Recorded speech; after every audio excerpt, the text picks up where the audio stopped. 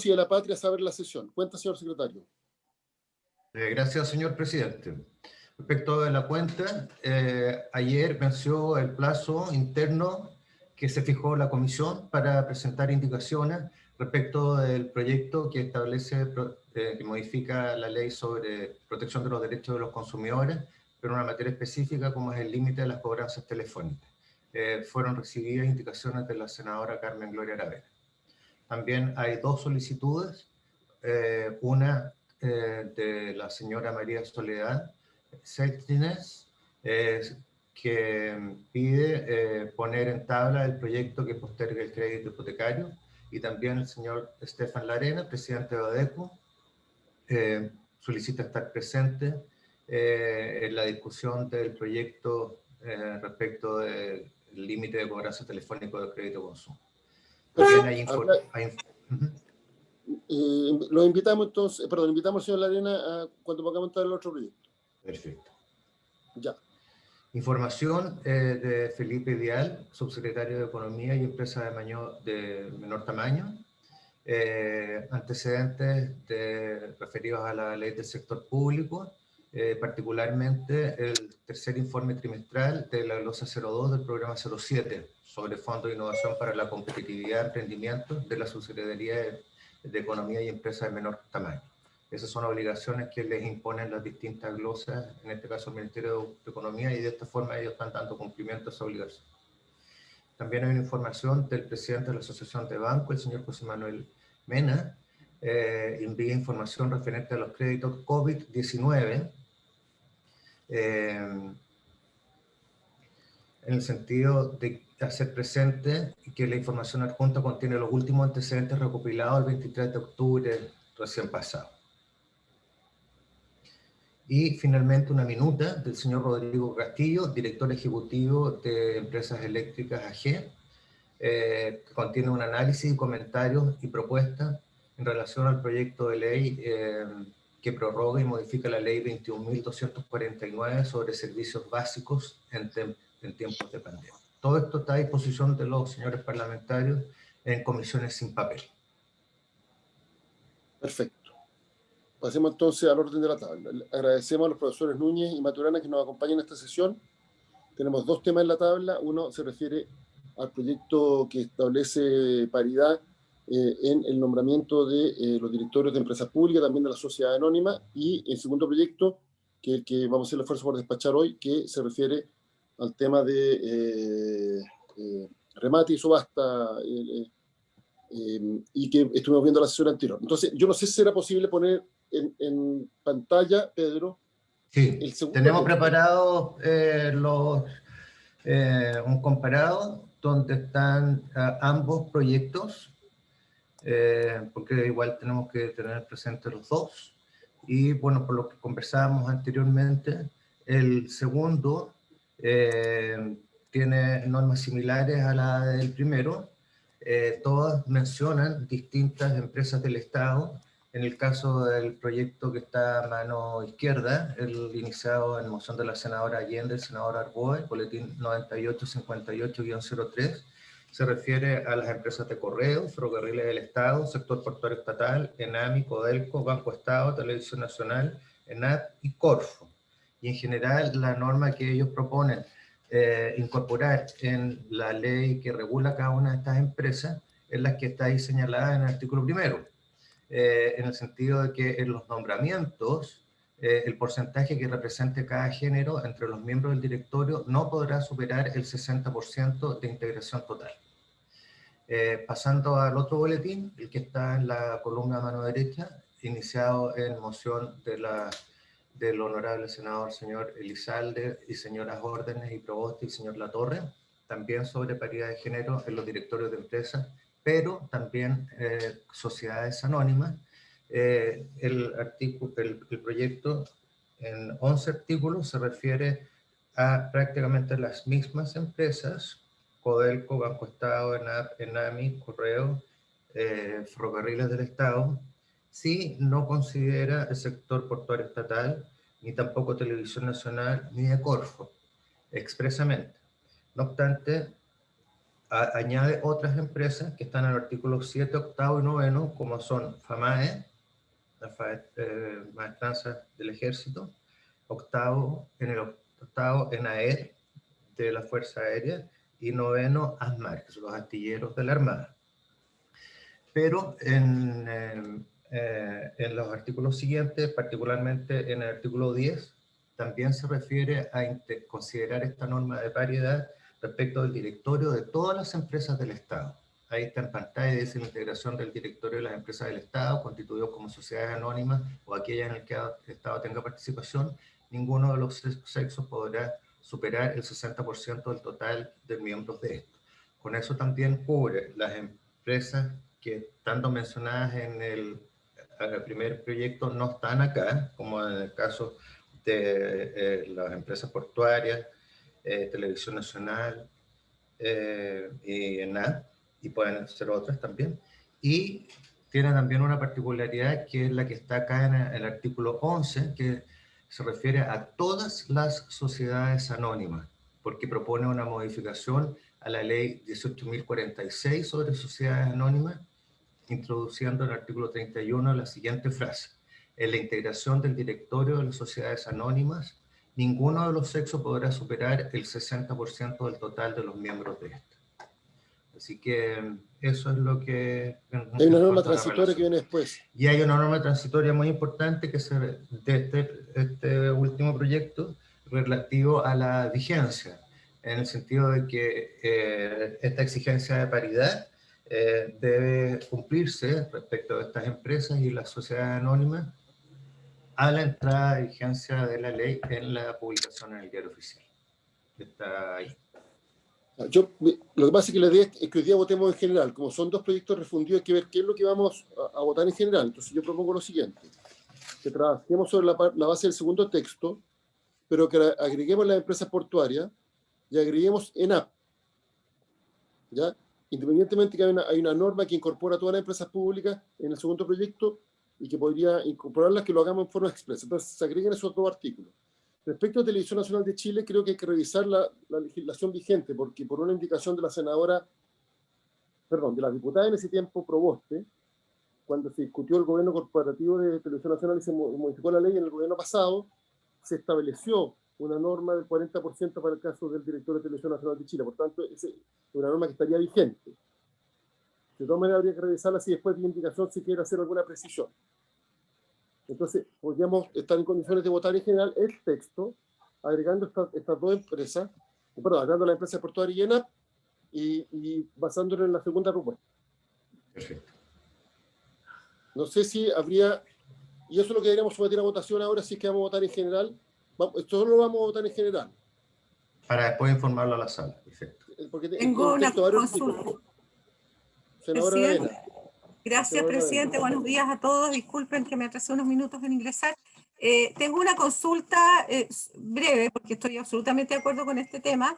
Es respecto a las sociedades anónimas. ¿Estamos hablando de todas las sociedades anónimas o solo las vinculadas al Estado? Esa es mi pregunta. ¿O también estamos hablando de los privados? El proyecto no distingue, pero eso no obsta que vía indicaciones se podría precisar.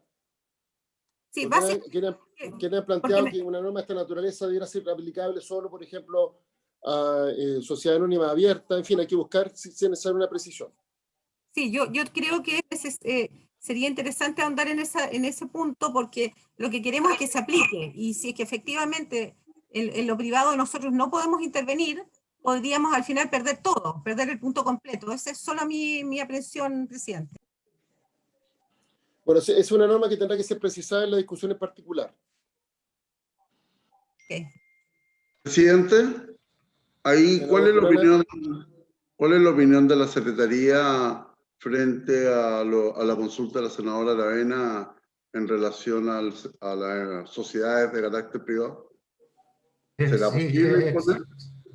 Exactamente lo que señaló el presidente, el senador Durán. El proyecto no distingue, solamente se refiere a sociedades anónimas en sentido amplio. Quiero recordar que estoy clarito. La admisibilidad de este proyecto fue votada en sala. y se declaró admisible.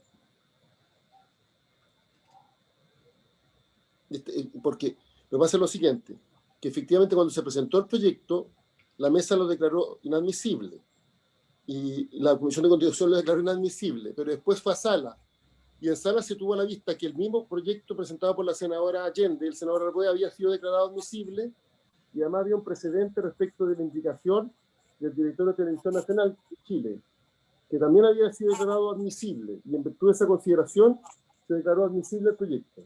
Cuestión distinta es que es necesario precisar que se aplica a toda la sociedad anónima, o como plantea la senadora Aravena, si hay que establecer ciertos requisitos de ninguna sociedad anónima privada o de alguna sociedad anónima privada. Perfecto, pero en particular. Presidente, si está la voluntad y para que quede, digamos, registrado de parte de usted y de la comisión de que vamos a analizar ese punto en particular, no veo problema que lo aprobemos en general. El cuestionamiento de admisibilidad en todo caso se refería a la regulación de las empresas públicas, porque señalaba que se estaba regulando una atribución del presidente de la República. Y hubo todo un debate respecto de la naturaleza de la regulación. Y finalmente, además siguiendo los precedentes que han tenido ambas cámaras del Congreso en el pasado, se declaró admisible el proyecto. Se había planteado una referencia al artículo 65 en particular. Finalmente fue declarado admisible. No sé si se acuerdan, eso fue el año 2018, en septiembre o agosto del 2018, en sala. Sí, me acuerdo. Dice, a propósito, corresponderá asimismo al presidente de la República la iniciativa exclusiva para crear nuevos servicios públicos o empleos rentados, sean fiscales, semifiscales, autónomos de la empresa, suprimir o determinar sus funciones o atribuciones. Entonces se está señalando que se está determinando las funciones y atribuciones, en este caso del presidente de la República. La interpretación que hubo es que efectivamente esta norma tenía que ser interpretada restrictivamente y por tanto aquí no se estaba determinando las funciones o atribuciones, sino que se estaban regulando.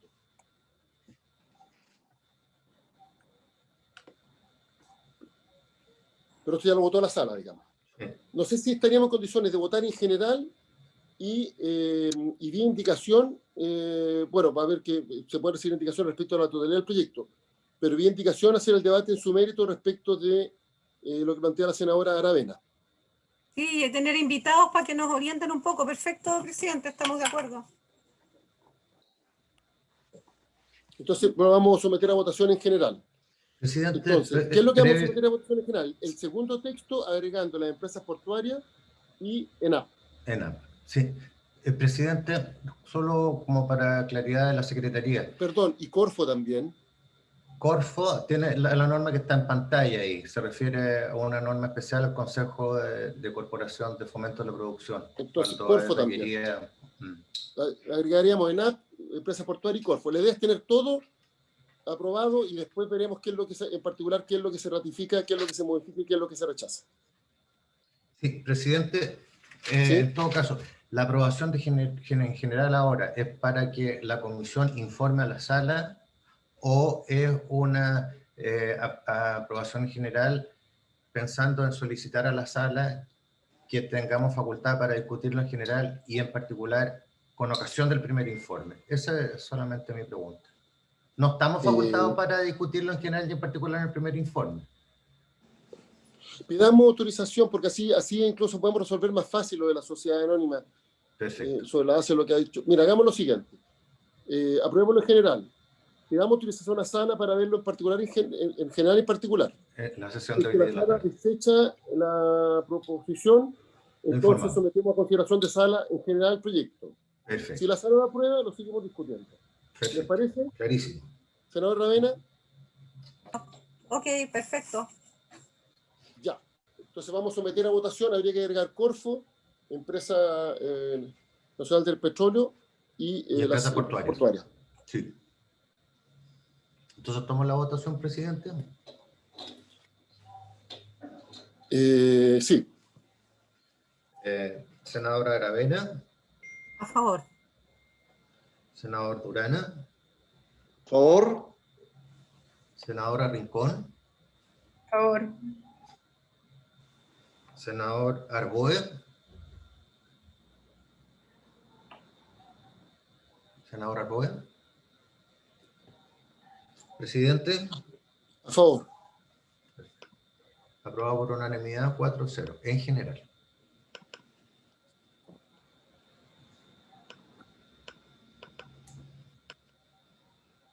Perfecto. Entonces pasamos al segundo tema de la tabla. Quiero nuevamente agradecer la presencia de los profesores Maturana y Núñez.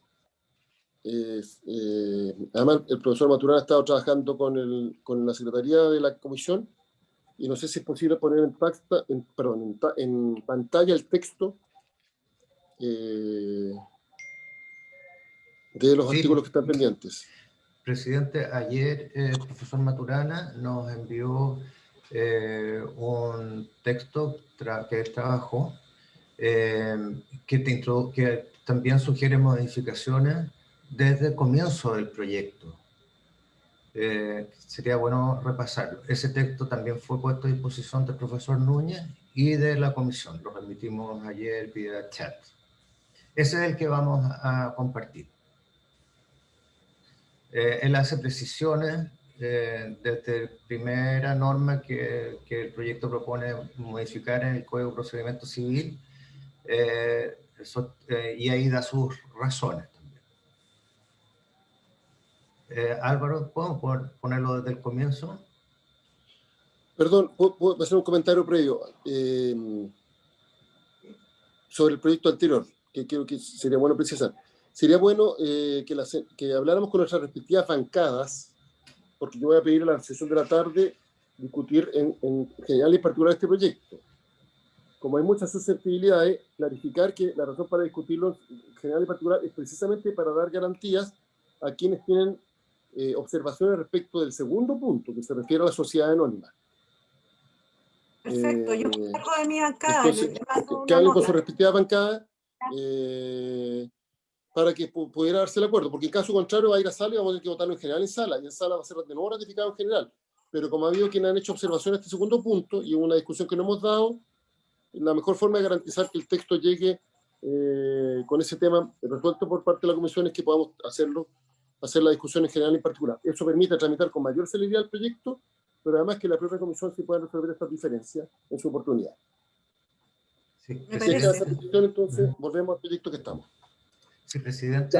También aprovecho de compartir con la comisión y con informática, y que me comenta el senador Arboe y varios asesores que no logran ingresar, que están siendo rechazados. Solicitan el ingreso y para ver si informática ve eso. No sé si está con nosotros alguien de informática. Sí, no hay nadie en sala de espera. Fíjate que acá tengo varias solicitudes que me las mandan por WhatsApp, entre ellos el senador Arboe y los asesores de los senadores. Si Claudia, me dieran el contacto del senador para ubicarlo. Claudia te lo voy a dar. Ya. ¿Yo puedo aceptar? No, porque tampoco figuran acá que estuvieran pendientes. No se encuentran en espera. No. Ya. Ya, disculpe, presidente, pero no sabía cómo abordar eso porque estaban insistiendo mucho desde hace un buen rato y no lo dejaban ingresar. Perfecto. Ya, Pedro, entonces entremos al detalle del proyecto. Parado desde el inicio. Desde el inicio. Ahí el profesor Maturana nos puede explicar cómo resolvió lo del artículo 459. Presidente, Adelante. en la sesión pasada se señaló que había un proyecto pendiente en la Comisión de Constitución y yo lo revisé y efectivamente hay una discrepancia entre lo propuesto en ese proyecto y este en cuanto a la forma de cuándo se cuentan los plazos, y en general lo que se propone es eliminar la distinción del cómputo de plazos cuando se encuentra dentro del asiento del tribunal, y en consecuencia se establece un solo plazo a partir de ahora desde cuando comienzan a correr los términos. Y de acuerdo con eso, solo se establece ahora el cómputo del plazo cuando se notifica dentro del territorio jurisdiccional, sea que esté dentro del asiento del tribunal o no. Eso permite además solucionar un tema que se ha dado en la práctica. Para ponerle un ejemplo, si yo estoy domiciliado en Las Condes y me notifican por el artículo 44, los tribunales han interpretado que yo tengo 8 días, pero como me notifican por cédula de espera y me requieren de pago al día siguiente y es dentro del asiento del tribunal, tendría 4 días. Y los tribunales han dicho en este caso que no es posible rebajar el plazo que se tiene para el cómputo de oponer excepciones y en consecuencia se produce un efecto híbrido porque en ese caso empieza, ¿no es cierto?, a primar la primera notificación que tiene 8 días, no obstante que la segunda se haya efectuado con posterioridad y es la que corresponde al requerimiento de pago. Esta situación, con la propuesta que se está formulando en esta proposición, y que es coincidente con la anterior, hace que el plazo empiece a correr desde el requerimiento de pago y sea de 8 días, independientemente de donde se haya entregado la cédula de espera, porque el requerimiento empieza a correr solo desde el requerimiento de pago. Además, en el proyecto que me tocó revisar se producía una discrepancia porque el texto aprobado decía que tenía un plazo para oponer excepciones de 8 días más 2 días adicionales, lo que suma 10. Y en el artículo 460 se dice que hay una base de 12 días que no corresponde al de 10 días que es el aprobado con anterioridad. Y en consecuencia también se propone esa modificación y que de todas maneras habría que asumirla en el sentido que si se pone 8 días y yo pongo excepciones por exhorto ante el tribunal exhortado, serían 8. En cambio, el texto que se aprobó dice que son 12 días cuando la base del texto originario aprobado por la comisión fue de 10. Y en consecuencia igual habría que revisar el texto de ambos artículos para hacerlos coincidentes.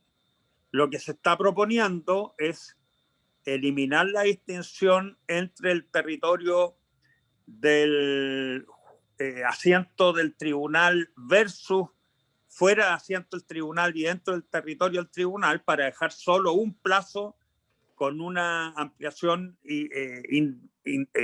indistinta de 8 días para cualquier notificación que se haga dentro del territorio.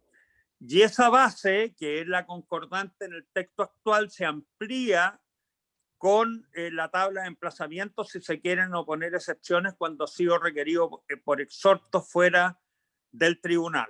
Esa forma de aprobar ese texto sería coincidente con el que está tramitándose en el proyecto ante la Comisión de Constitución y Justicia. Esa es la única proposición que tiene este proyecto que también está comprendida en el otro proyecto. Todas las otras modificaciones que tiene este proyecto, desde el momento en que, como se dijo en la sesión anterior, no se debía incorporar la subasta electrónica, no están comprendidas en el otro proyecto y en consecuencia no habría ninguna superposición entre ambos proyectos con el previsto en esta Cámara. Además, en el documento que presentamos, lo que hicimos, según lo acordado e instruido por el presidente, fue básicamente revisar el texto de redacción según el avance que se tuvo en la discusión de la última sesión. Pregunta, en el comparado, ¿en qué columna está la propuesta de texto nuevo? Están donde dice acuerdo texto de trabajo, en la última columna. La celeste, perfecto, ya. Como esto ya fue votado, yo voy a recabar la unanimidad, pero a mí me parece que los argumentos son más que convincentes. Y además son de carácter técnico, el planteado del profesor Maturana. Entonces, primero, habría unanimidad para abrir nuevamente el debate y aprobar la propuesta conforme a la redacción elaborada por la Secretaría del profesor Maturana. A favor. Senador Durana. A favor. Y senador Rincón también. ¿Está o no? Senador Rincón, senador Arboe. Sí, estoy acá, a favor. Ya. Entonces habría acuerdo, unanimidad. Entonces, habría acuerdo para aprobar lo propuesto por en lo que está en la columna celeste. No sé si la puede leer, Pedro, Sí. y votamos. En el sentido de que el artículo 459, sustituir ese artículo por el siguiente: si el deudor es requerido de pago dentro del territorio jurisdiccional del tribunal en que se ha promovido el juicio, tendrá el término de 8 días útiles para oponerse a la ejecución. Ese sería el nuevo artículo 459, entre paréntesis 481, y como explicó el Senado, el profesor Maturana, no es necesario el inciso segundo porque está comprendido en la norma ya señalada. Perfecto. ¿Algún comentario? Perfecto. Esto no obsta que se aplicaría la tabla de emplazamiento en su caso. Presidente, pero será a partir del requerimiento, presidente. ¿Sí? Será a partir del requerimiento pago, ¿no es cierto? Sí, pues, así está establecida además en la norma vigente. ¿Desde cuándo se cuenta Desde el requerimiento. desde el requerimiento? Si el deudor es requerido de pago en el lugar del asiento del tribunal, tendrá el término, actualmente dice 4 días para oponerse a la ejecución. Y después dice el término se ampliará en 4 días. Lo que se hace ahora es que se dejan 8 días para todos. Y se contará desde el requerimiento pago. Ok, gracias. Sí. Porque se amplía 4 días si el requerimiento se hace dentro del territorio jurisdiccional que se ha promovido, pero fuera de la comuna del asiento del tribunal. Ahora no vamos a distinguir en si la comuna es asiento o no del tribunal. Y lo que sí se agregaría es la tabla de emplazamiento en su caso, de acuerdo a las normas generales. Eso es. Vamos a votar entonces la propuesta. Parece que hay unanimidad, presidente. Sí. ¿Habría unanimidad? Sí. Senadora Sí. Rincón. Senadora Rincón, yo no la escucho ahí. Unanimidad 4-0. Recoge la votación para que no haya duda, por favor, Pedro. Bueno, senadora Aravena, A favor. senadora Rincón, senadora Rincón, senador Durana, Favor. senador Arboe, A favor. senador Elizalde, A favor. unanimidad 4-0, presidente. Perfecto. Pasemos al siguiente punto. Presidente, Senador Arboe. sí, estaba con problema de conexión, no podía ingresar, un problema mío. ¿Será posible incorporar mi voto a favor del proyecto en general que se votó al principio? Habría acuerdo de la comisión, yo creo, así que no habría problema. Y de todas maneras. Sí. Muchas gracias. Entonces, agregamos el voto del senador Arboe, que además es autor de una de las iniciativas. Muchas gracias. Sigamos.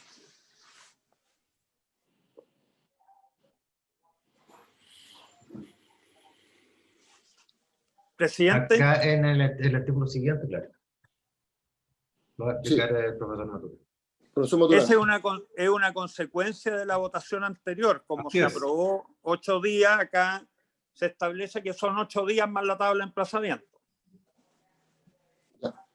Vamos a hacer votaciones, o sea, vamos a recabar unánimemente la aprobación para reabrir el artículo y la ratificación del texto. ¿Les parece? Sí. Habría unanimidad para reabrir el artículo. En eso requerimos unanimidad. Y para votar a favor de la nueva propuesta, senadora Aravena, ¿está de acuerdo? A favor. Senador Durana, también, estoy recabando la unanimidad. Favor. Senador Arboe, ¿está de acuerdo, no? Ya. Sí, de acuerdo.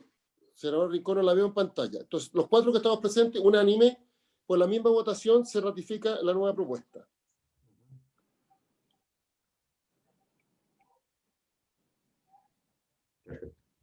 Avancemos.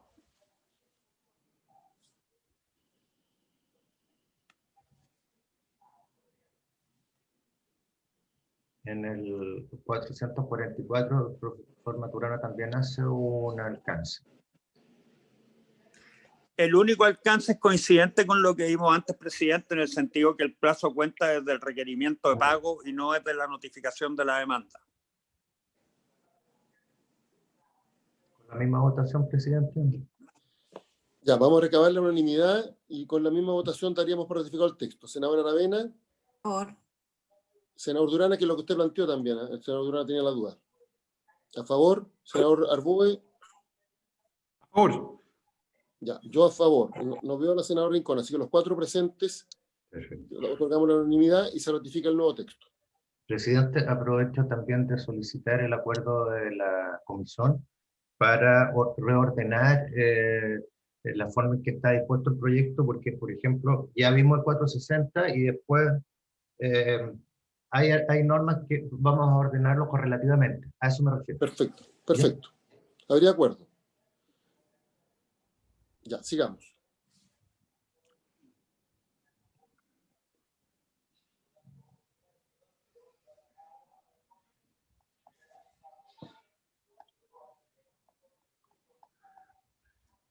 En el Tenemos que avanzar. 465.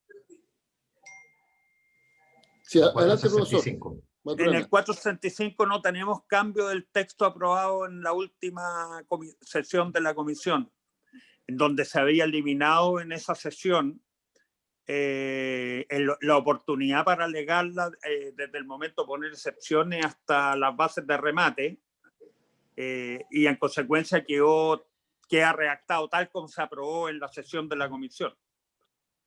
La última sesión, el 27 de Perfecto. la semana pasada. Entonces, no habiendo cambio, pasamos al siguiente. Ese ya fue votado. Pero este alcanzó a ser votado, Pedro, ¿no? Sí, fue votado. Sí. Fue votado unánimemente, ya. Pasemos al siguiente. El 468 tampoco tiene cambio de lo que se había aprobado, presidente.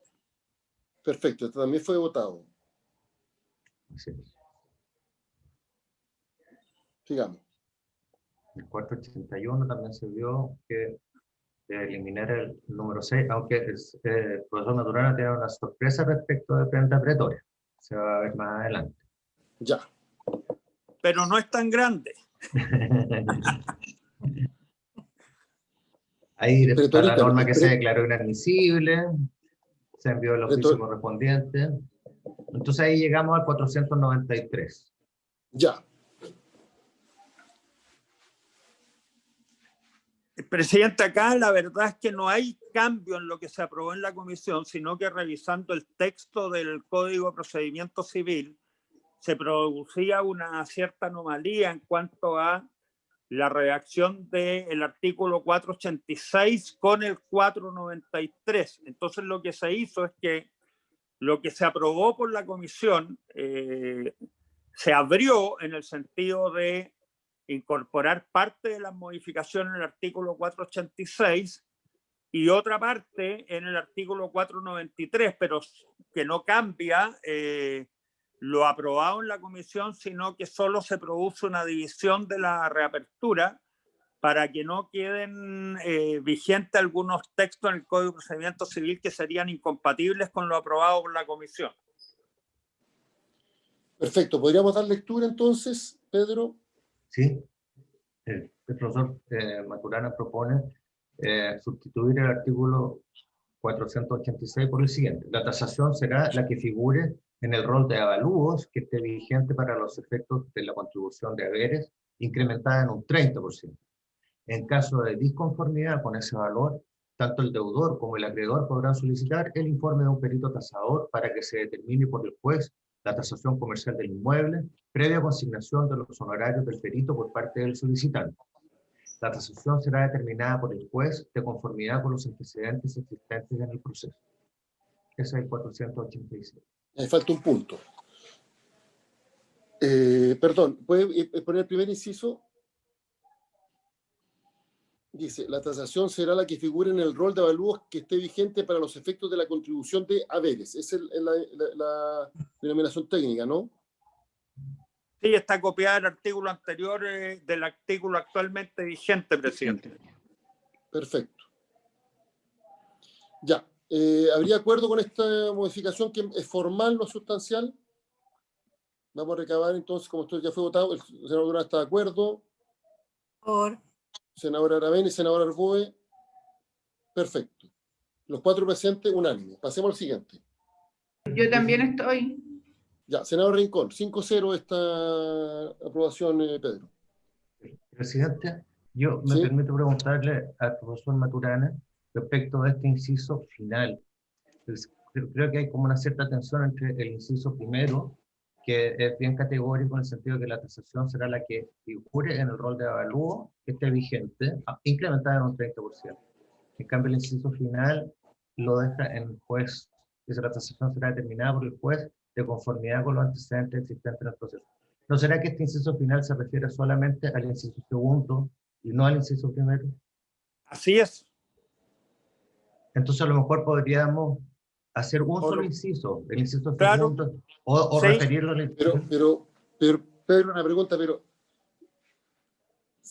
¿quién calcula el aumento del 30%, el incremento? Siempre el juez. Cuestión distinta es que el juez en este caso tiene que hacerlo en el inciso primero conforme a lo que dice la ley, y en el inciso segundo puede o no considerar la tasación, perdón, el informe perito. No sé si me explico. Pero siempre el juez es el que determina, Tanto en uno como en otro caso. digo yo, solo en un caso está completamente arreglado y en otro caso, no diría yo que existe discrecionalidad, pero el informe de perito no es vinculante. Lo que le quiero preguntar al profesor Maturana aquí, siendo el inciso primero un cálculo meramente matemático que está regulado en la ley, quien le da validez a ese cálculo es el juez siempre. Es correcto, presidente. Entonces siempre es el juez el que determina la tasación. Lo que pasa es que el juez tiene que cumplir con lo establecido en ambos incisos, y particularmente con el inciso primero.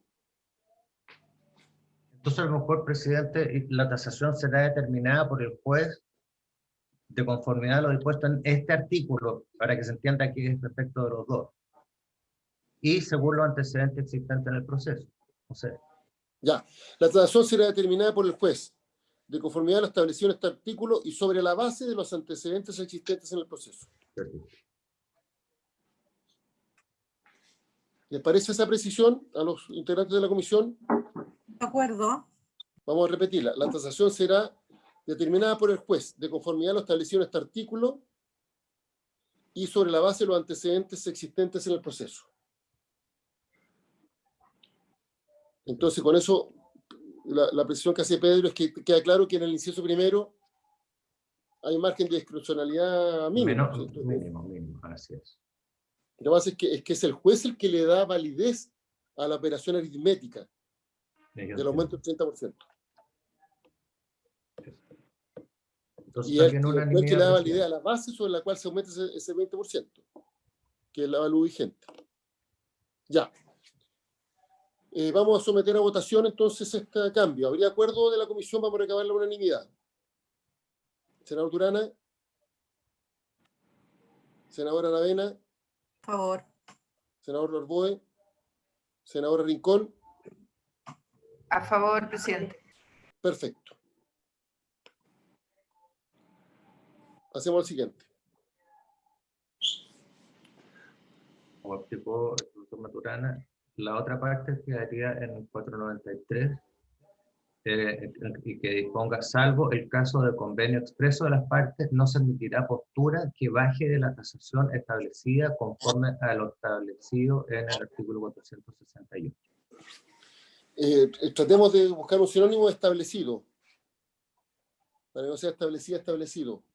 Previsto. Previsto, perfecto. Determinada. Previsto.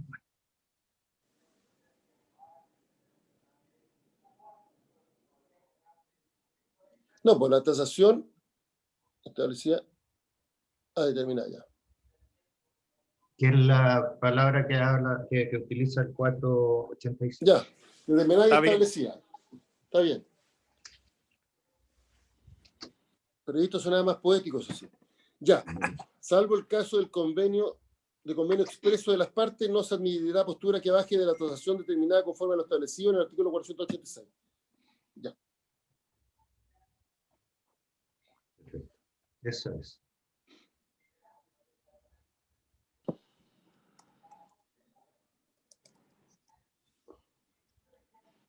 Yo tengo lo que pasa es que como no tengo el texto aquí, lamentablemente, es solo respecto del 486, el acuerdo entre las partes, porque hay otras normas que están reguladas en otros artículos respecto de las subastas posteriores. Sí, eso está regulado en los otros artículos, presidente, en forma detallada, pero siempre se va partiendo de esa base que es la del primer remate. Perfecto. Ya. Entonces, ¿habría acuerdo con vamos a recabar de nuevo la unanimidad sobre este punto? Senador Durana. A favor. Senadora Aravena. Por favor. Senador Arboe. ¿Está sintiendo? Y senadora Rincón. A favor. Ya, unánime.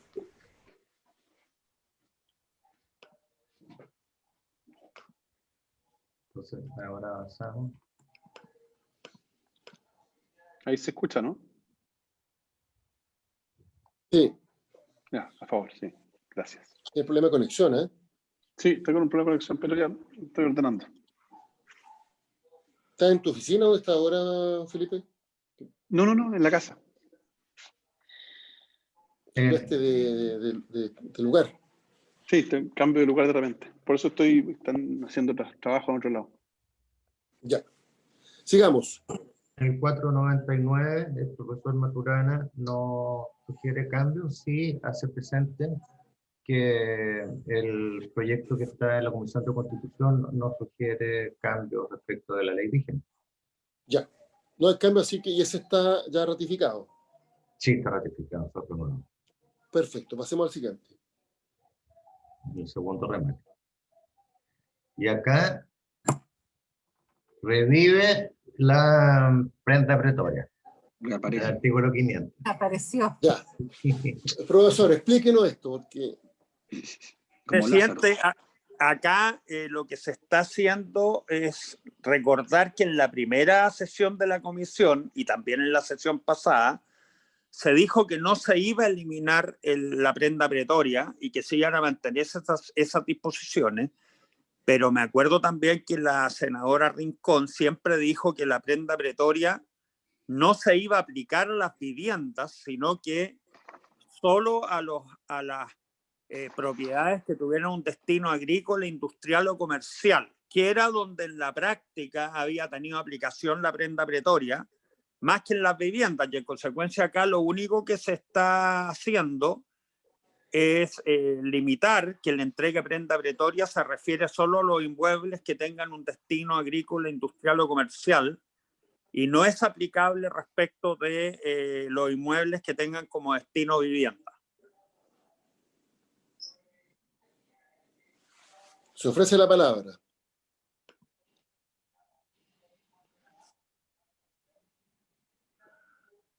Perdón, presidente, Sí,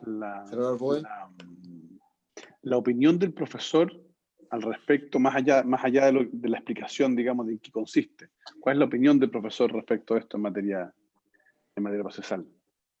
Mi experiencia me ha indicado que la prenda pretoria, los únicos casos en que yo la he visto aplicada ha sido a propietarios de inmuebles que han vendido sus plantaciones en una prenda pretoria para pagar las deudas. Yo no he visto la prenda pretoria aplicada a inmuebles destinados a vivienda. ¿Y la sugerencia, más allá de la experiencia, las sugerencias no aplicarlo? Yo la prenda pretoria en destino agrícola, industrial y comercial no lo vería tan complejo, porque es una forma distinta de liquidación que en casos excepcionales podría ser útil. Me parece que respecto de una vivienda, en la medida en que uno establezca normas de liquidación amplias de acuerdo por las partes, tampoco la provisión sería absoluta, sino que lo dejaría destinado al acuerdo de las partes, que no es como está redactada esta proposición, que es un poco más generosa en cuanto a la elección por parte del acreedor.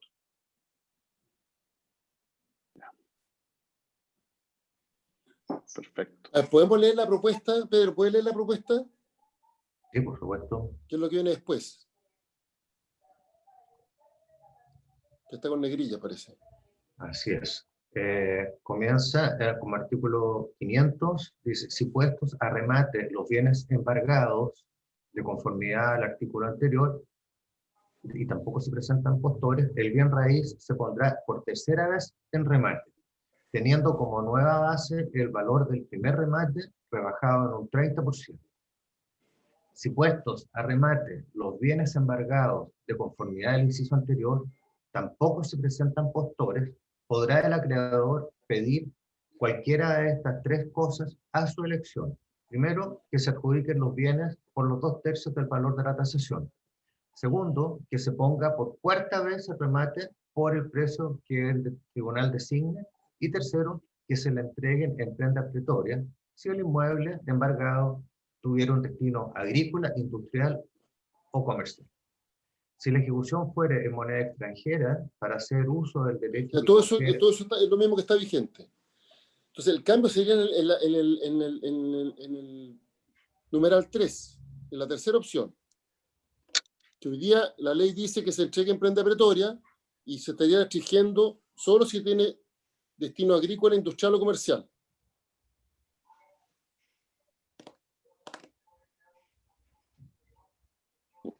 Quería hablar una cosa, yo comentar, en mi opinión, quizás restringirlo en ese caso no tiene mucho sentido, si en el fondo va a quedar abierto, porque si vamos a volver a introducir la prenda pretoria, la verdad es que restringirlo solamente a los casos, digamos, que se traten de bienes de destino agrícola, yo prefiero, o sea, por mí yo lo dejaría igual que digamos, la redacción actual, porque igual si se utiliza más en esos casos, pero no lo restringiría.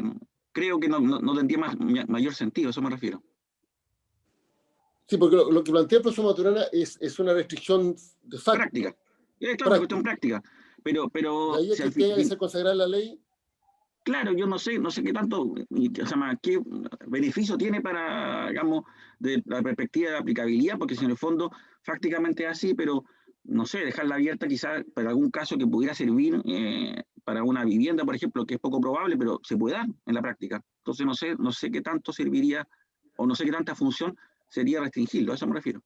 Si lo que queremos es más protección para los deudores, la verdad es que yo preferiría dejarlo en sentido amplio. Es que, esa es mi opinión. Presidente, profesor Maturana. Aquí hay dos conceptos que uno tiene que tener presente. El primero era la protección del deudor en el sentido de no verse privado de un bien que pasa al acreedor por mucho tiempo. La prenda pretoria puede durar 10 años con el deudor fuera de su casa habitación y con el crédito aún vigente. Y dos, el hecho de que se vaya la liquidación tiene el beneficio del artículo que nosotros estamos proponiendo al final, en el sentido que el deudor, una vez que se liquida el bien, si se hace por menos del monto de la deuda se extingue. Y en consecuencia, el deudor tiene el beneficio de verse liberado de la deuda si es que se liquida en ese menor valor. Claro, y la opción de la prenda pretoria evitaría, en este caso, que el acreedor evitaría que se extinga por un valor menor. Exactamente. El acreedor habría un incentivo del acreedor para establecer prenda pretoria. Si es que lo puede liquidar en un valor muy bajo respecto de la deuda. Exactamente. Ya, ese es un punto. Es un punto que vamos a tener que discutir, ya es de fondo y por tanto no vamos a tener que votar. Yo tengo una duda respecto al primer punto, porque no sé si es posible subir un poco en la pantalla. Ahí nomás. Un poquito más. Para ver la norma vigente. La norma vigente habla de que se le adjudiquen los bienes. Ahora un poquito más abajo, por favor, Álvaro. Esto es la columna de la izquierda, que la adjudiquen los bienes por los dichos 2/3. Y se reemplaza por la tasación. ¿Qué tasación es la que se considera en ese caso? La del 486. Porque ya bajamos un 15, el primer remate, y en el segundo remate es menos un 30. O sea, es 2/3 del menos un 30. Exactamente. Ya. No. Es el primer remate menos el 30. Así es. El otro son los 2/3 del avalúo. El que está ahora en el texto. El vigente. Ya, pero por eso mi pregunta es, en este caso, en ejemplo concreto, dentro de la opción, la primera es que se adjudiquen los bienes por los 2/3 del valor de tasación. Que es el avalúo. En el texto Sin vigente. el aumento. Sin el aumento. El 30%. Ya, deberías quedar especificado de esa forma, porque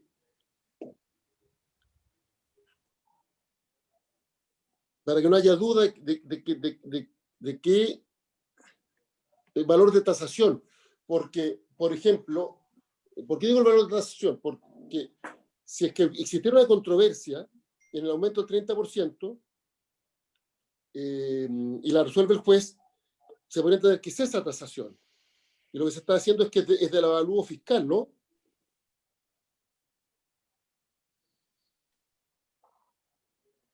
No sé, no, presidente, nosotros decimos en el artículo 486, sí, que el que forma la base para el primer remate, que la regla general es que el avalúo más el 30. Sí. En el primer remate se pone en ese mínimo, pero en el segundo remate es esa base menos el 15, y ahora que estamos en el tercer remate, sería esa base menos el 30. Perfecto, ya, me quedó claro. Ya, ahí queda claro, ya. Don Entonces, presidente, ya, solo teníamos que resolver el punto tercero. Senador Arboe.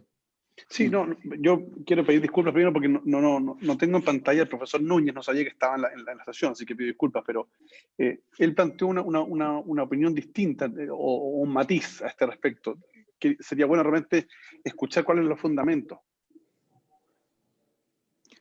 Sí, no, yo comentaba sobre el tema de la prenda petrólea, haberle dejado en sentido amplio. El profesor Maturana comentaba justamente a propósito de eso, que se podría haber perjudicado en este caso el deudor, en la medida en que le pusieran prenda petrólea o eligiera la acreedor prenda petrólea, y no hubiese beneficiado así, por tanto, con la extinción de la deuda en el supuesto, digamos, de que se procediera a quedarse con el inmueble, como digamos que era lo que comentaba hace un rato. Pero también siempre entiendo yo que según el proyecto, y actualmente vigente también el código, permite sacar a un nuevo remate en el caso que no esté de acuerdo con la prenda petrólea, en este caso el deudor, o el acreedor, cuando pide el acreedor, el deudor podrá solicitar justamente que salga una vez más remate, y en este caso habrá un mínimo de las posturas del 50% del valor de tasación. Lo que pasa es que en ese caso también podría quedar extinguida la deuda completa, poner ¿cómo se llama? Que en ese último remate que puede solicitar, si se elige prenda petrólea y el deudor o el ejecutado no está de acuerdo, que también se extinga la deuda con este último remate o con la venta, digamos, del bien en este último remate, para así tampoco crear podríamos decir, incentivo para que los acreedores se queden en prenda petrólea durante mucho tiempo y sea poco efectiva y le priven del dominio, en este caso, del inmueble al ejecutado durante un largo lapso de tiempo. Lo digo yo para dejarlo en sentido amplio, aunque el argumento que da el profesor Maturana sí es verdad que podría complicar o podría ser digamos, contraproducente si no modificamos o no damos la oportunidad de este último remate. Muchas gracias, profesor. La debiéramos resolver. No sé si algún senador quiere argumentar.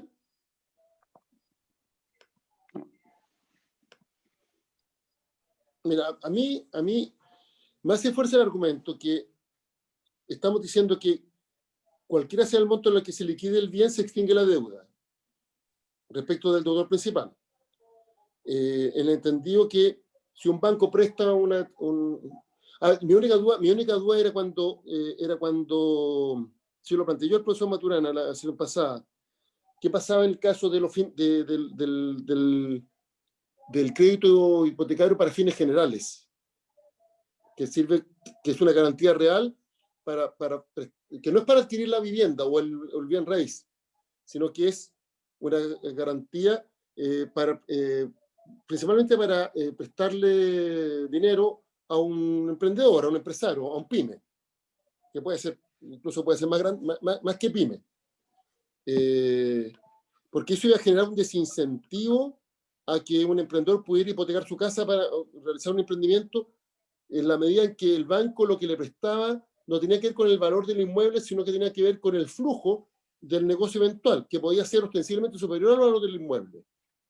Y por tanto, si se iba a ver, se iba a terminar extinta la deuda, producto de esta regulación, íbamos a generar un desincentivo a una forma de financiamiento muy relevante para las pymes. Eso lo tenemos salvado, presidente, en la ley de banco, en la que viene a continuación.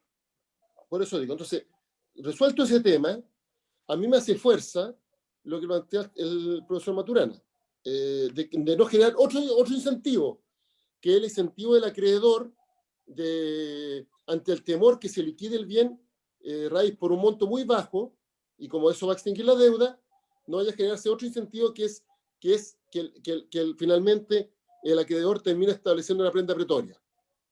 Y ahí me parece que el distingo entre una vivienda habitación y un bien raíz de carácter agrícola, industrial, etcétera, tiene sentido.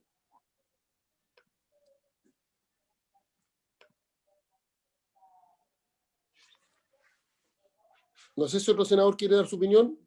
No, yo presidente, estoy de acuerdo con la argumentación que dio el profesor Maturana, porque efectivamente tenemos que ponerlo en todos los casos, y yo siento que desde la práctica todo esto es posible, y efectivamente tenemos que, por un lado, proteger la vivienda, pero por otro lado tampoco desincentivar que muchos emprendedores, muchísimos, lo único que tienen es su casa y efectivamente van a utilizarla para pedir préstamos porque es lo que tienen como para acreditar, digamos, alguna propiedad. Me parece debiera ser el distingo y sacar de ahí lo que tiene que ver con vivienda y dejar solamente las otras tipos de inmuebles. Porque el planteamiento que hay que hacer es que si se va por liquidar el bien a un precio que para el banco pudiera ser considerado ínfimo, va a haber un incentivo para establecer prenda pretoria en todos los casos. Y por tanto lo que vamos a tener es que las viviendas van a terminar siendo prenda pretoria, que es distinto en el caso de un predio que está destinado a otro tipo de finalidad, particularmente una finalidad de carácter económico, para generar algún tipo de renta, agrícola o industrial, etc. Ya, vamos a votar entonces. Propongo lo siguiente. Presidente, ¿va a poner en votación el texto de la columna celeste? Sí. Ya. Entonces, yo no sé si votamos una sola vez o votamos todo y votamos después el punto tercero. Mira, para que no haya duda, vamos a votar el texto sin el tercero y después vamos a votar el tercero entre la columna de la izquierda y la columna de la derecha, para que quede claramente establecido lo que se resuelve. Se entiende. Ya. Yo creo que hay unanimidad para el primer punto, es decir, en la columna celeste sin el tercero. Habría unanimidad, voy a recabar la unanimidad. Sí. Senador Arboe, ¿está de acuerdo? Senador Durana. Senador Ravena, ¿también? Sí. Por favor. Senador Rincón. No la veo en pantalla, no está la senadora Rincón. Ya, 4-0, aprobamos ese texto. Vamos entonces al punto número 3. Aquí lo que hay que resolver es si se agrega que el inmueble embargado tuviera un destino agrícola, industrial o comercial. Y hay que agregar el punto. Por lo que yo... ¿Perdón? No, profesor Núñez, ¿quiere decir algo? Hay que ponerlo en relación con el 501, porque ahí está la última etapa, la posibilidad de que el ejecutado, si le ponen prenda pretoria, puede pedir que salga otra vez a remate. Entonces, en ese caso, vuelve otra vez todo a remate. Y también se extingue la deuda.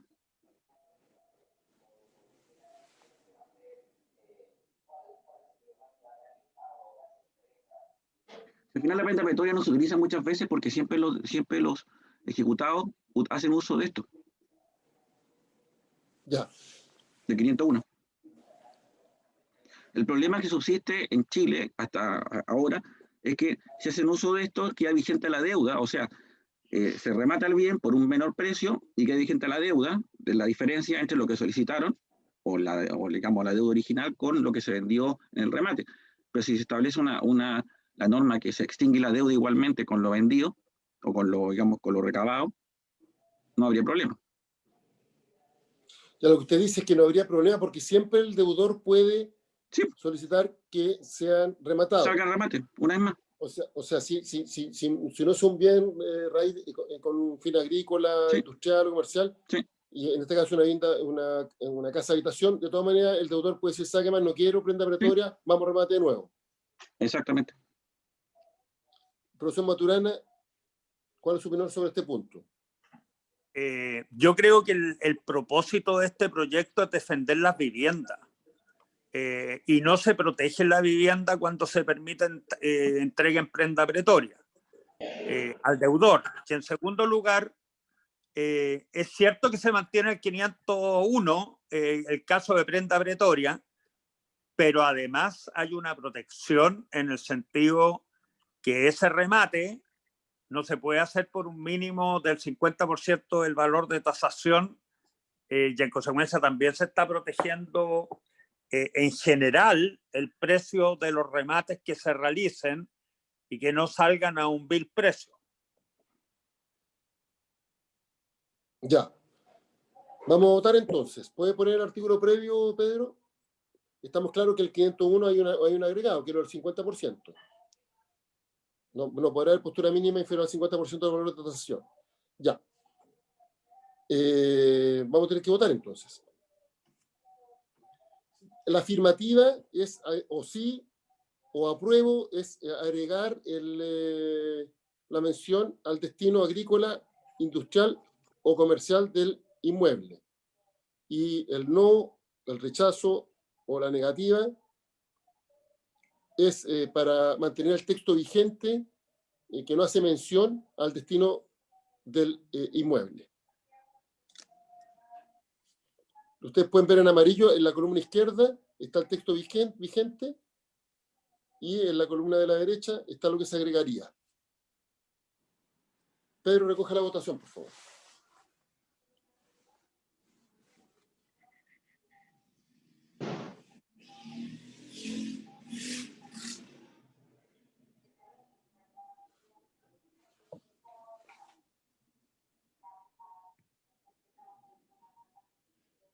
¿Me escucha Pedro, no? Está sin micrófono. Sí, está sin micrófono, disculpe. Voy a proceder a llamar. Senadora Aravena. Favor de incorporar si el inmueble embarcado tuviera un destino agrícola, industrial y comercial. Senadora Arboe. A favor. También. Senador Durana. Voy a votar a favor porque efectivamente es una manera de poder respaldar y apoyar a los emprendedores y sector privado. Senadora Rincón.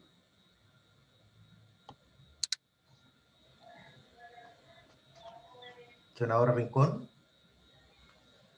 Presidente. A favor. Resultado de la votación, unanimidad 4-0 por introducir en esta tercera opción si el inmueble embargado tuviera un destino agrícola, industrial o comercial. Ya, vamos al siguiente.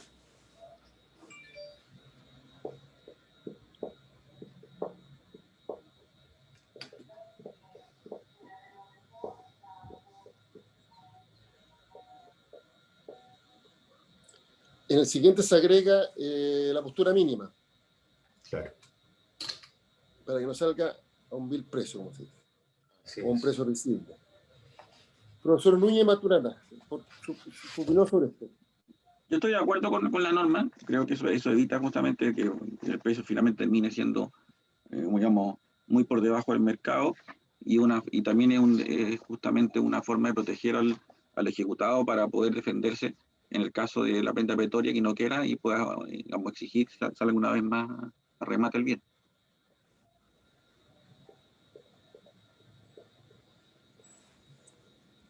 Profesor Maturana. Estoy de acuerdo con lo dicho por el profesor Núñez. Estamos claros que esto solo se va a aplicar ahora a los bienes embargados que tengan destino comercial, industrial o agrícola, perdón, o agrícola. Ya. Vamos a someter a votación entonces la propuesta. Perfecto. Senadora Aravena. A favor. Senador Arboe. A favor. Senador Durana. A favor. Senadora Rincón. Senadora Rincón. Presidente. A favor. También unanimidad 4-0.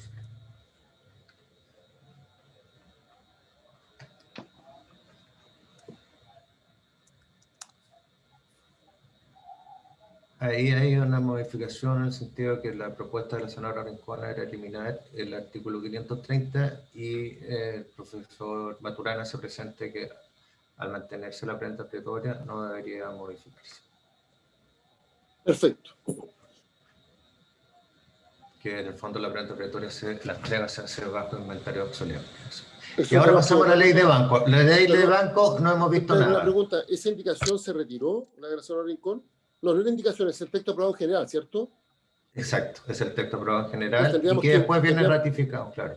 Pero tendríamos que votar. Habría que rechazar el... Habría que rechazar el... Ese numeral.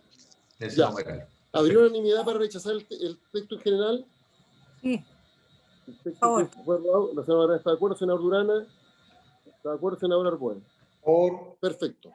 Ya, se elimina del texto aprobado en general esa referencia en particular a la prenda pretoria.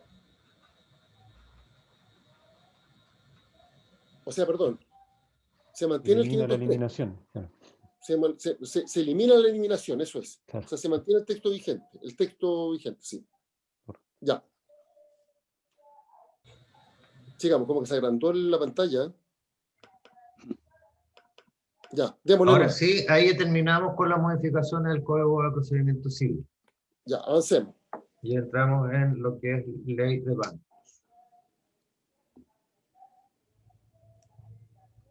Presidente, todas las modificaciones que se introducen en la ley de banco lo que hacen es recoger las modificaciones que se hicieron al Código de Procedimiento Civil conforme a la nueva redacción y cuadrar, ¿no es cierto?, y hacer armónica la redacción de la ley de bancos con los nuevos principios de protección al deudor del Código de Procedimiento Civil.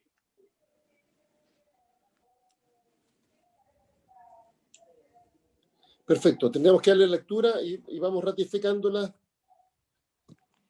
según corresponda. Perfecto. Señor presidente, quería yo hacer una introducción respecto a la ley de banco. Un punto que no se tocó y que no está en la, ¿cómo se llama?, en la propuesta. En algún momento en esta comisión yo vine hace algún tiempo atrás, al principio, y había puesto de manifiesto algo que a mí me pareció relevante. Me estoy refiriendo a que cuando se amplíen las excepciones, a propósito que pueden oponerse contra la demanda ejecutiva, en este caso de la ley de banco, se trata un poco de asimilar la situación que ocurre en la ejecución general o en la ejecución, del CPC. Pero yo puse de manifiesto en aquella ocasión que a mí me parecía muy importante haber establecido, tanto en el CPC como en la ley de banco, una excepción que está reconocida en derecho europeo. Me estoy refiriendo a la excepción de que el título no contenga cláusula abusiva. Fíjese usted, señor presidente, de que en el derecho comparado, especialmente en Europa, existen varias sentencias del Tribunal de Justicia de la Unión Europea del año 26 de octubre del 2006, 4 de junio del 2009, 6 de octubre del 2009, 30 de mayo del 2013, 21 de febrero del 2013, 30 de mayo del 2013, que pone de manifiesto la necesidad de introducir esta cláusula o esta excepción, incluso es más, estableciendo la necesidad de que sea examinada de oficio por parte de los jueces en la ejecución, en todas las ejecuciones, para poner acorde esto con la protección de los consumidores. Me estoy refiriendo justamente a la posibilidad de, ya sea examen de oficio o a través de la oposición de excepciones, que se puede revisar si la cláusula que se está en este caso o que se basa en la ejecución tiene carácter abusiva sobre la base de los parámetros que la misma Corte Europea, en este caso, digamos, de la Comunidad de la Unión Europea, como se llama, establecido, y puede llevar a que no se despache la ejecución o se reduzca, por ejemplo, el quantum de la ejecución. Y esto, insisto, es un tema relevante que a mí me parece que quizás se podría recoger, porque en casi todas las legislaciones, en España, en Italia, en Alemania y en Francia, se ha establecido justamente una normativa parecida a propósito de lo relevante que es las cláusulas abusivas, especialmente en el ámbito, creo, de los bancos. Muchas gracias. Sobre este punto se ofrece la palabra. Presidente. Profesor Maturana. Yo creo que acá lo que hay que tener presente en la ley de banco es que la regulación de las condiciones de esos créditos están supervisadas por la Comisión de Mercado Financiero en la actualidad, e incluso tienen tablas de desarrollo de cómo se tienen que distribuir los intereses y los créditos, y en consecuencia ahí, si se llega a dar esa situación abusiva respecto a los bancos, es porque el Estado habría fallado en esa supervisión que tiene que realizar en esa materia. En segundo lugar, yo entiendo que esa situación que plantea Raúl, podríamos incorporarla o entender de incorporada dentro del número 6, que siempre se ha entendido que es una situación de carácter genérica. Y claramente nosotros tenemos que entender que un título que se otorga en forma abusiva, no solo lo tendríamos que entender incorporado en la ley de bancos, sino que también en el Código de Procedimiento Civil, que contempla la misma excepción que la que aquí se ha establecido. Y en cuanto al control de oficio, aquí uno tendría que establecerlo con un carácter general, porque todas las excepciones que se contemplan son tan abusivas como el fallar en contra de un título prescrito, la cosa juzgada, etcétera, etcétera. Lo que pasa es que acá lo que yo entiendo que han querido los legisladores ha sido no producir modificaciones drásticas respecto del papel que se concibe en relación con el juez en cuanto al control del juicio ejecutivo y de las demandas en general.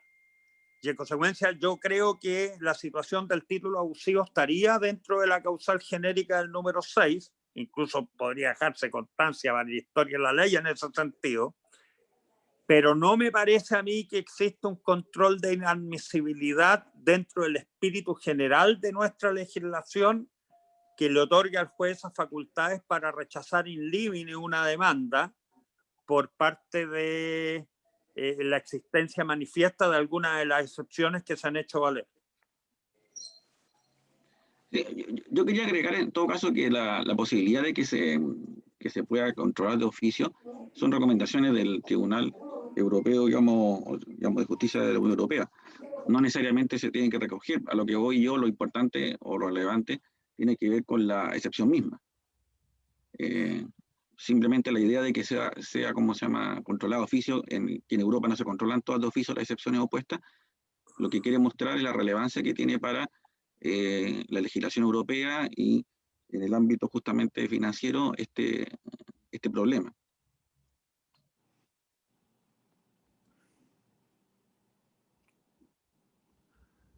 No, yo estoy de acuerdo contigo, Raúl, en que, y tanto es así que en el nuevo Código Procesal Civil se establece el control general de inadmisibilidad en general y no respecto de determinadas excepciones. Lo que pasa es que la propuesta de incorporar eso en la estructura actual del Código de Procedimiento Civil no aparece como muy coherente sistémicamente y respecto del alcance del proyecto que es proteger al deudor con mínimo de postura, iría un poco más allá del propósito del proyecto.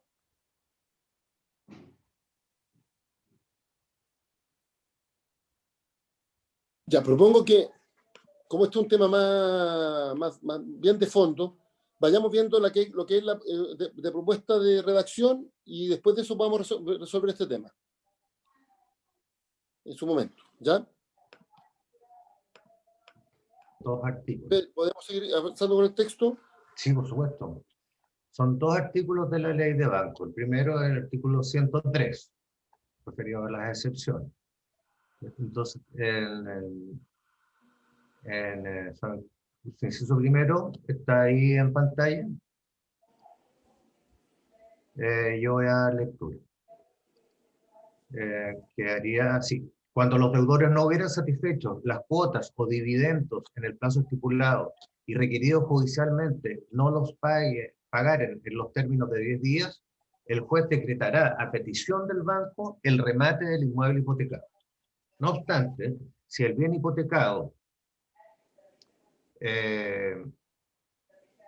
su avalúo fiscal no excede de las 8.000 unidades de fomento y el deudor ha pagado a la fecha de la interposición de la demanda a lo menos el 50% del capital adeudado, el banco no podrá solicitar el remate sino después de haberse producido 6 o más meses de mora. Eso así quedaría el inciso primero. Continuo, dice ahí. Presidente, acá lo que se hizo fue eliminar que el único bien raíz al tiempo de la notificación de la demanda, que se acuerda que estaba previsto también en el juicio ejecutivo y eso se eliminó. Sí, tengo una duda con 6 meses continuos de mora, porque establecimos una regulación distinta, que era vigentes. Continuos o discontinuos. No sé si se acuerda, Pedro, sí, cómo quedó. Continuo, discontinuo. Sí. Entonces, yo creo que habría que hacer que la norma sea una norma espejo, es decir, que quede con exactamente la misma regulación.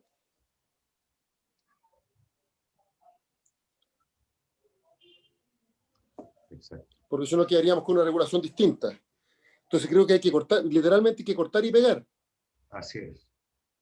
Ya, entonces mandatamos a la Secretaría para hacer, podríamos decir, los ajustes para que las normas queden espejo. Perfecto.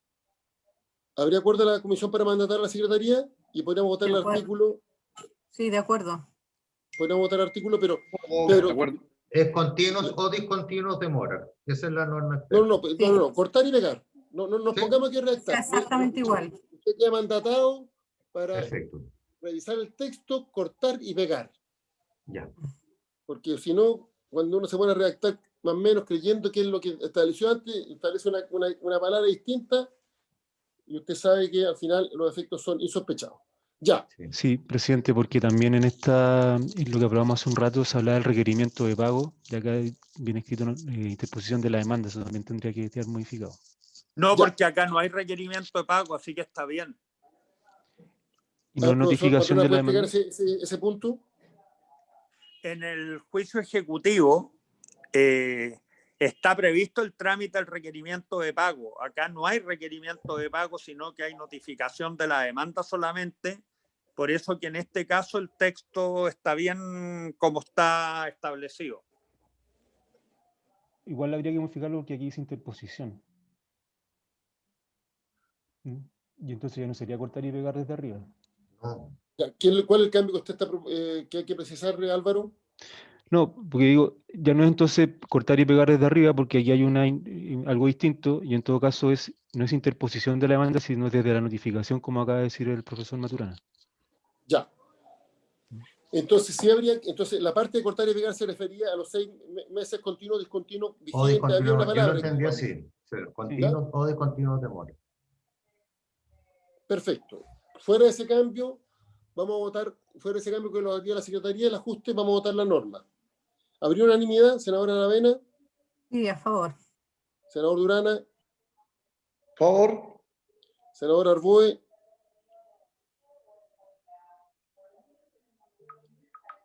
Ya, habemos 3 presentes. Yo voy los 3 a favor.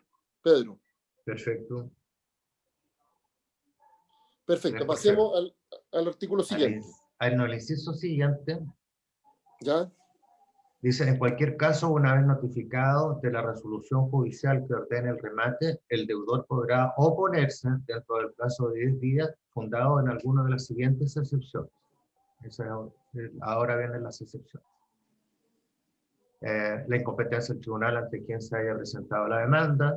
2, la falta de capacidad del demandante o de personería o representación legal del que comparezca a su nombre. 3, la litipendencia ante tribunal competente, siempre que el juicio que le dé origen haya sido promovido por el acreedor. 4, la ineptitud del libelo por falta de algún Requisito legal en el modo de formular la demanda, en conformidad a lo dispuesto en el artículo 254. 5. La falsedad del título. 6. La falta de alguno de los requisitos o condiciones establecidos por las leyes para que dicho título tenga fuerza ejecutiva, sea en relación al demandado. 7. No empezar el título al ejecutado. 8. El pago de la deuda. 9. La concesión de esperas o la prórroga de plazo. 10. La transacción. 11. La prescripción de la deuda o solo de la acción ejecutiva. Y 12. La cosa juzgada. El profesor Maturana tiene una observación respecto del número 9. La excepción consistente en la concesión de esperas o la prórroga del plazo. Ahí plantea que se propone eliminar porque ello no se puede hacer valer como oposición al remate si tiene menos de 6 dividendos morosos. Además, se puede prestar para maniobras dilatorias como oposición. Presidente. Sí, profesor Maturana, adelante.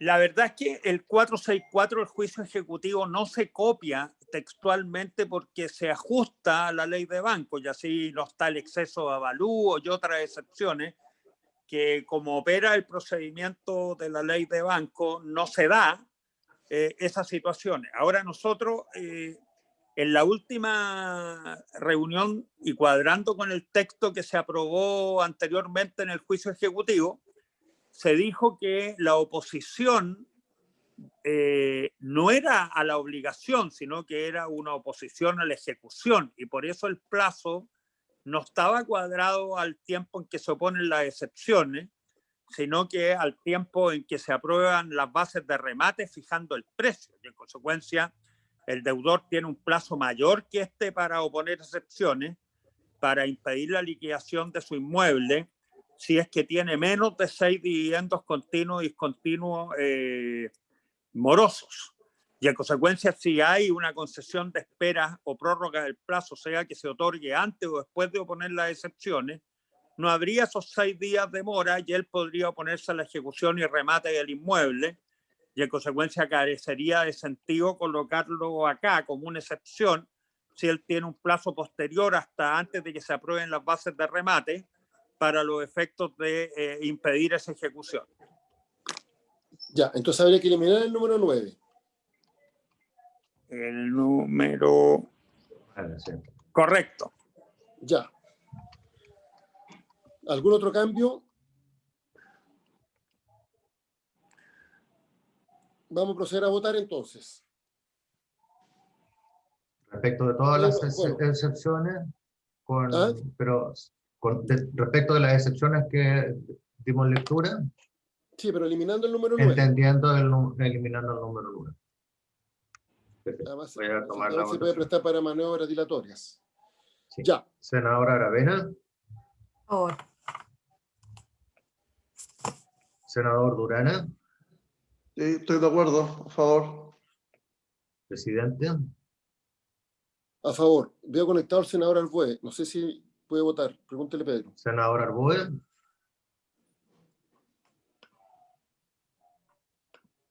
Ya, 3-0. Sí.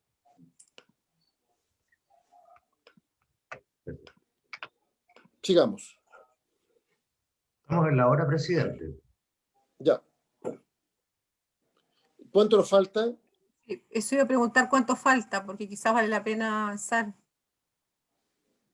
Falta el artículo, o bueno, lo que resta era este artículo 103 y después el artículo 104. Ya, leámoslo a ver si podemos despacharlo. Perfecto.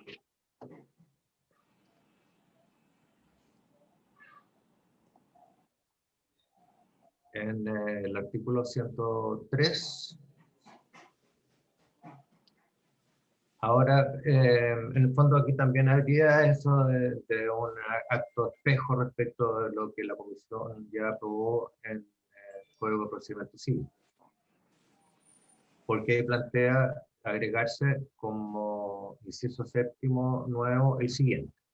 La tasación corresponderá al valor comercial del bien raíz, el cual será determinado de acuerdo con las reglas siguientes. 1. El precio mínimo para el primer remate será el valor comercial de la propiedad. Dicho valor comercial consistirá en el avalúo fiscal vigente de la propiedad incrementado en un 30%. 2. En caso de disconformidad con dicho valor, tanto el deudor como el acreedor podrán solicitar el informe de un perito tasador para que éste emita un informe para que el juez determine la tasación comercial de la vivienda previa consignación de los honorarios del perito por parte del solicitante. En este caso, la tasación comercial determinada por el tribunal constituirá el precio mínimo del primer remate. 3. No se admitirá postura inferior a la determinada por el tribunal o el capital adeudado, dividendos insolutos, intereses penales, costas judiciales y primas de seguros que recarguen la deuda. Los gastos del juicio serán tasados por el juez. 4. Si no se presentaren postores en el periodo de subasta señalado, la base para el segundo remate será el valor establecido en el primer remate rebajado en un 15%. 5. Si puestos a remate los bienes embargados por el nuevo avalúo, hecho de conformidad con el número anterior, tampoco se presentan postores, el bien raíz se pondrá por tercera vez en remate teniendo como nueva base el valor del primer remate rebajado en un 30%. 6. En caso de que no existan postores para el tercer remate, el acreedor se podrá adjudicar el inmueble en dicho mínimo en caso que el deudor no ofrezca un tercero con postura mínima de 80% del avalúo fijado dentro de 10 días hábiles desde que ha vencido el periodo de subasta. La deuda del crédito hipotecario que tuvo por objeto el financiamiento de la compra de este bien raíz no destinado a un uso agrícola, industrial o comercial, quedará extinguido, incluyendo el capital, los intereses, las costas y los gastos de cobranza, subsistiendo el saldo de dicha deuda solo para los avales, codeudores y fiadores. El punto 3, tengo una duda con el punto 3. No sé si es posible subir un poco. Dice, no se admitirá postura inferior a la mayor suma entre la tasación determinada por el tribunal y el capital adeudado, dividendo insoluto, intereses penales, costas judiciales y primas de seguros que recarguen la deuda. Ya.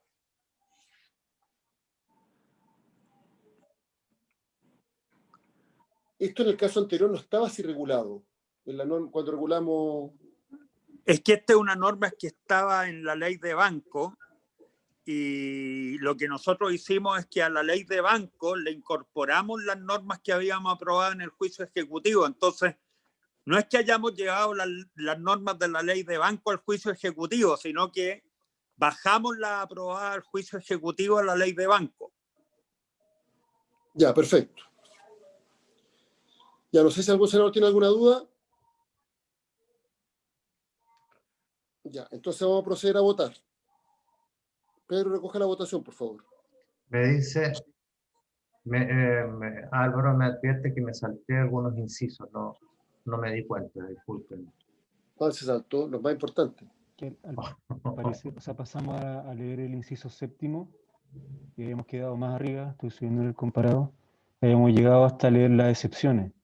Por lo tanto, faltaría pronunciarse sobre el inciso tercero que se agrega y luego las otras enmiendas que están en nuestras letras C, B y E, antes de entrar a lo que estábamos viendo recién. O sea, leerlas, Pedro. Perfecto. Que yo estoy trabajando acá con otro comparado para poder manejar.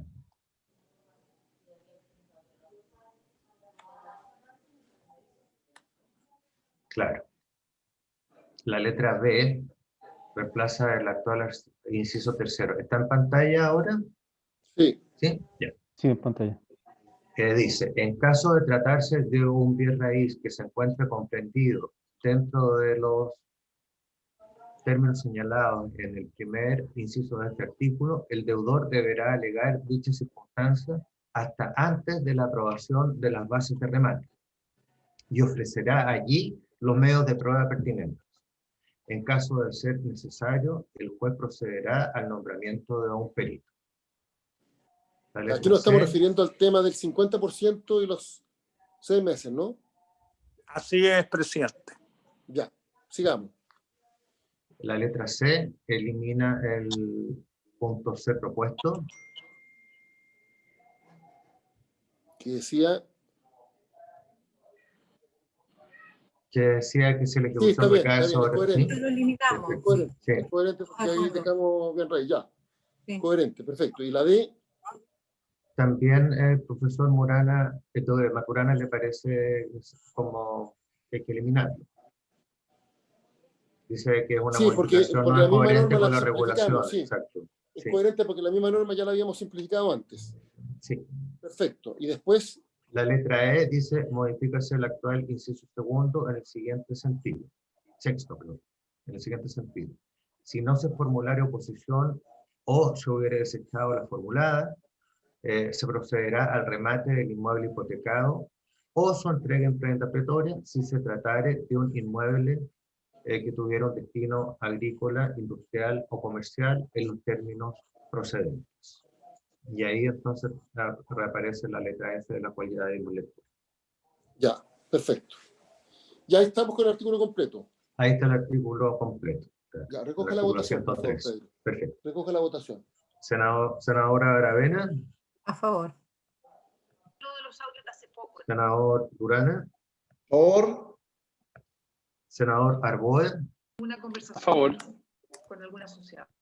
Senadora Rincón. Senadora Rincón. Presidente. A favor. Perfecto. Aprobado por Sí, unanimidad. estaba con micrófono prendido para que le sugiera que lo apague, porque parece que está en otra cosa. Sigamos entonces. Senador Arboe. ¿Qué pasó conmigo? No era el senador Arboe. ¿Alcanzó a votar, senador? Sí, sí votó el senador Arboe. Sí, votó el senador Arboe.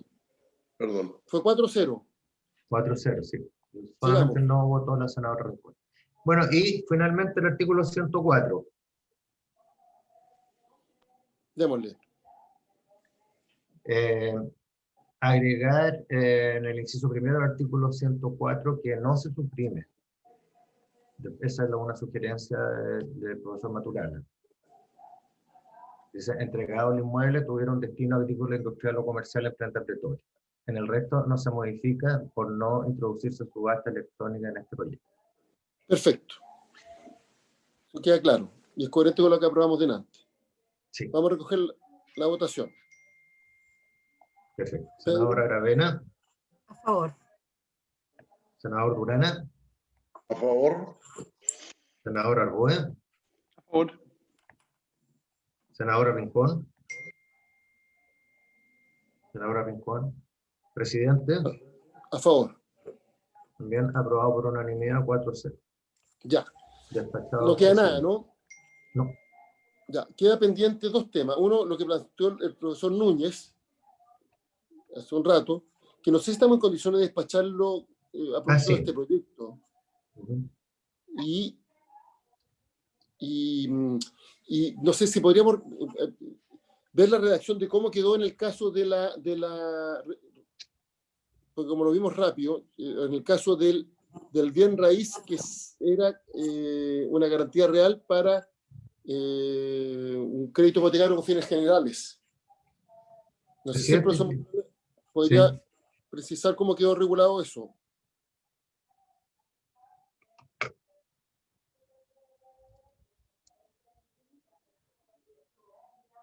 No sé si nos escucha, profesor Maturana. Está sin micrófono. Está sin micrófono de nuevo, apretó 2 veces. ¿Ahora sí? Ahí sí. Sí, ahora sí. Ya. No sé si escuchó la pregunta que yo hice. Sí, estoy buscando el texto. Sí, como lo pasamos rápido, entonces... Senado. En el artículo 500 que se dio esa discusión, presidente. Ya, ¿qué dice?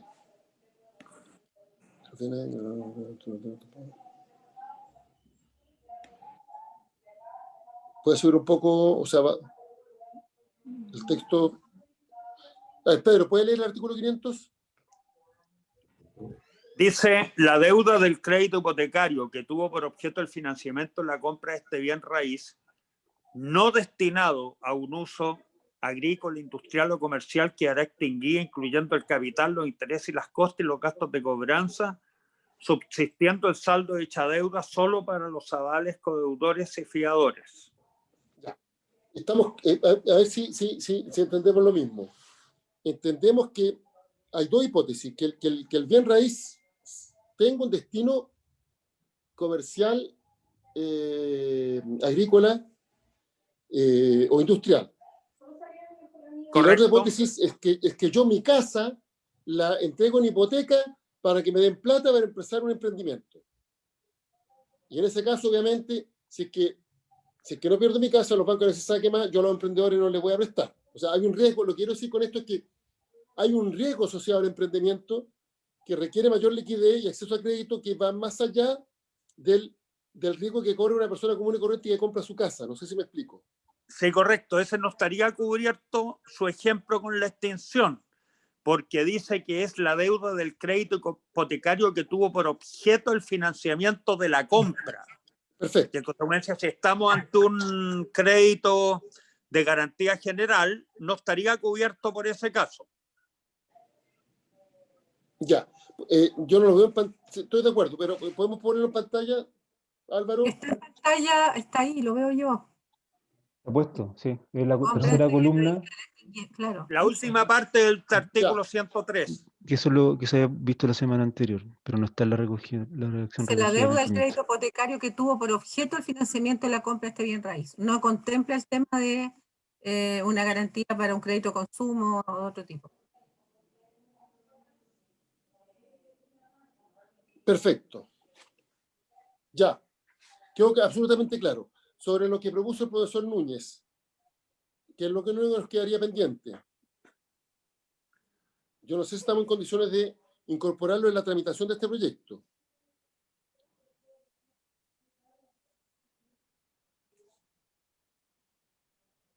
Pregunto a los integrantes de la comisión.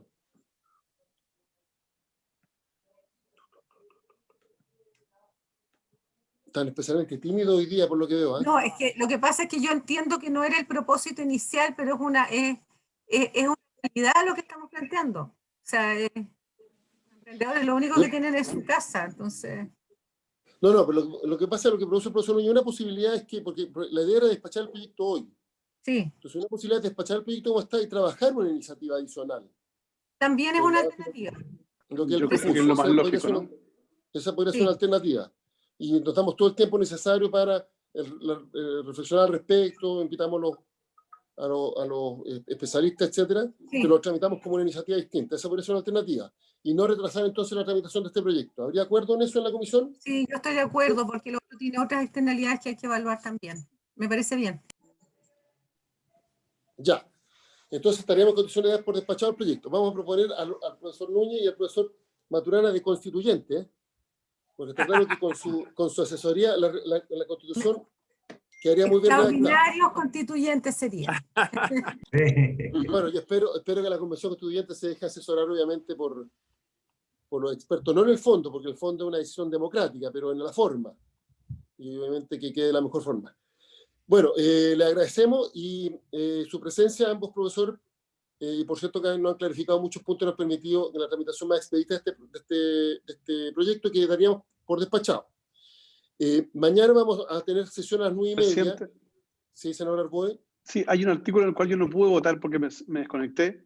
Si fuera posible, que fue el artículo anterior, que era a favor, digamos, que entiendo que está todo a favor. Son mi voto Le para especifica después, mira, hagamos lo siguiente, le especifica el número a Pedro, después. Ya. Sí, pero gracias. Y agregamos su voto. ¿Ya? Presidente. Sí. Mañana está convocada la comisión mixta de presupuesto. Sí, todo el día. Ya, ¿y el jueves?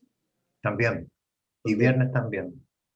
Ya, lo que pasa es que la senadora Proboste y Jiménez Rincón han planteado que tratemos al menos el proyecto de servicios básicos. Porque yo por lo menos tendría que buscar algún reemplazo. Vence el plazo del proyecto vigente, de la ley vigente.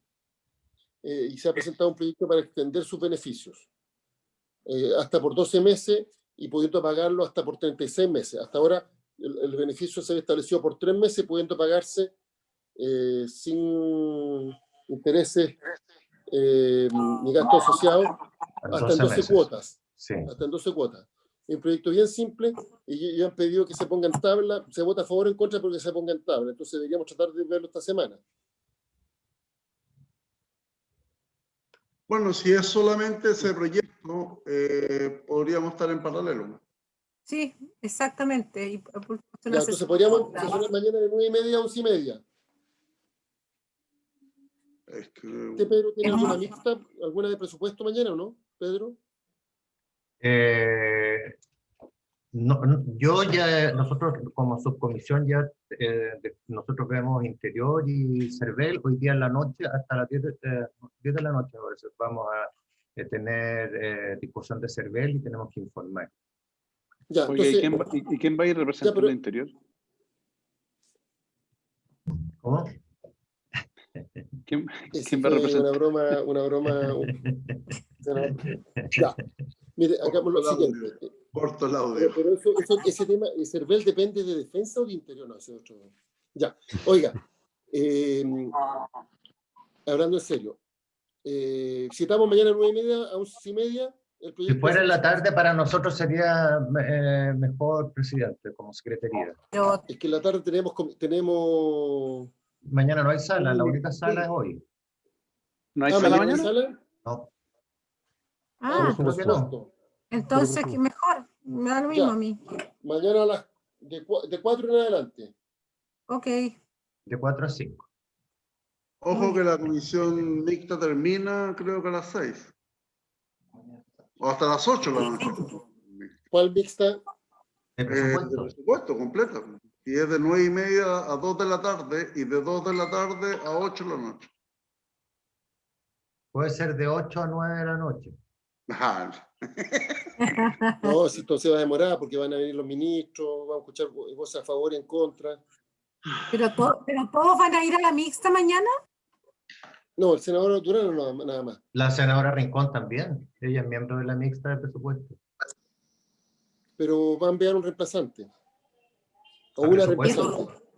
No, a economía. Es que es importante tramitar estos, yo estoy de acuerdo. No, mande la citación, presidente. No, yo prefiero, perdón, Pedro, ¿usted por qué prefiere la tarde? ¿Porque tiene que preparar el informe de la auditoría? Sí. Pero bueno, puede ser que comencemos más tarde mañana, a lo mejor de 10 a 12, presidente. Ya, mañana de día 12, perfecto. Perfecto. Yo voy a pedir reemplazo, presidente. Ya. Entonces el senador Arbues va a tener reemplazo mañana, perfecto. Y la senadora Durán, el senador Durana puede estar en ambas comisiones y la senadora Avena no está en la de presupuesto, ¿no? No estoy. Ya. ¿Tiene a mano el número de boletín del proyecto? ¿Tiene a mano el número de boletín del proyecto, presidente? Igualmente la convocatoria, secretario don Pedro, para que yo vea que a lo mejor un reemplazo está ahí. Se lo envío inmediatamente, Pedro. Ya. ¿Y a quién invitamos, presidente? A los ministros respectivos y a los mismos que participaron a los mismos que participaron en el primer proyecto. Ya, o sea, transporte, energía y obras públicas. Sí. Y todos los que soliciten ser escuchados. Perfecto. ¿Ya tenemos alguna solicitud? Ya, el proyecto es el boletín 13848-03. Perfecto. Mañana Prorroga entonces respecto de la ley 21.249 que dispone de manera excepcional las medidas que indica en favor de los usuarios finales de servicios sanitarios, electricidad, gas y red. Es un proyecto relativamente simple, porque lo que modifica básicamente son el periodo de vigencia del beneficio y el plazo para su pago. Claro, que sean más de 12 cuotas. Reemplaza el guarismo 3 por 12 y el guarismo 12 por 36. El primero referido, o sea, todo referido a meses. Meses de prórroga y meses de pago.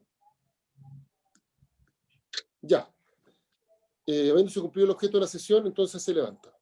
Gracias. Y le agradecemos nuevamente por su colaboración.